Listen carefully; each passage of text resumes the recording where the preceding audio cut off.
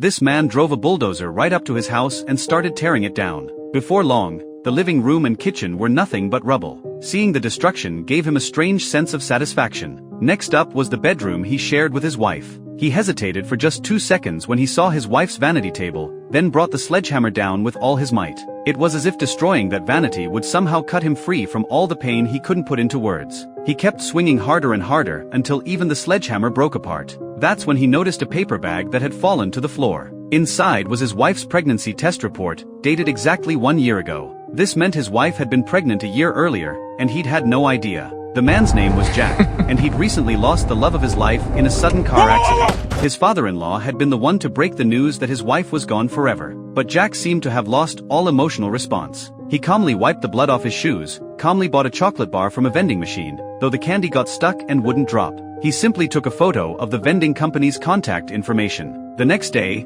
family and friends gathered at the cemetery. Some were sobbing uncontrollably, others quietly shedding tears. But Jack, the husband, remained calm and expressionless throughout. The funeral music was heartbreaking and everyone looked somber, while he stared at himself in the mirror trying to force a crying expression. But how can someone with no emotions possibly shed tears? Jack began questioning whether he'd ever truly loved his wife.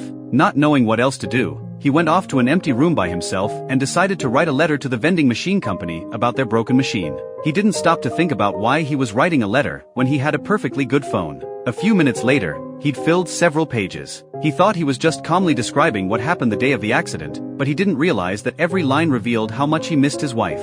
The very next morning, Jack went back to work. He worked diligently and attended meetings seriously. He couldn't understand why his co-workers kept telling him to take time off, or why they seemed more upset than he was. Even his father-in-law would break down crying in front of him, and his own father started coming by to water and fertilize the tree in his yard. Everyone was worried he'd become unhinged from grief, but Jack knew he was perfectly fine. On the train, he struck up casual conversation and joked around with strangers. I didn't love my wife.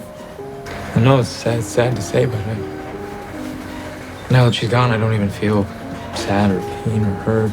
At home, he ate dinner alone in complete silence except for the sound of his own chewing echoing through the empty house. That evening, he noticed the refrigerator was leaking water. Inside, he found one of his wife's little sticky notes reminding him to fix it. He'd always been too busy with work and too lazy to deal with household repairs when he got home. But now he decided to take his wife's advice. He started taking apart the refrigerator, determined to fix it. The problem was, he had no clue how to repair appliances. Within minutes, he'd completely dismantled the thing. Looking at all the scattered parts on the floor,